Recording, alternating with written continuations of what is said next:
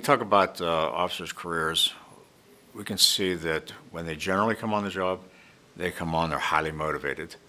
Sometimes they're not as well trained as you would expect. So a supervisor, when they're dealing with those people, they don't need to motivate them, but they need to provide direction. It's understood that after a few years on the job, police officers will encounter many different bad experiences and be subject to a lot of different types of stress. They'll see people that get away with crimes where they arrested them.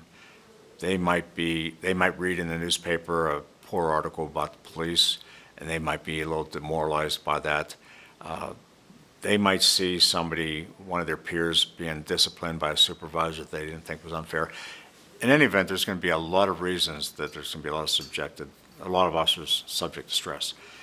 And so usually after a few years, they enter a different stage of development.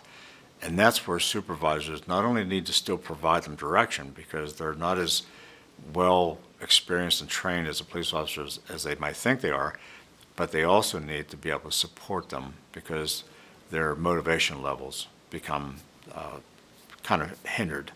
That's the second stage of development. Then there's also a third stage where they usually get over the problems they're having. They're more experienced. But there's 4 different stages as police officers go through it. And supervisors need to know what stage their officers are in to know how to lead that officer to.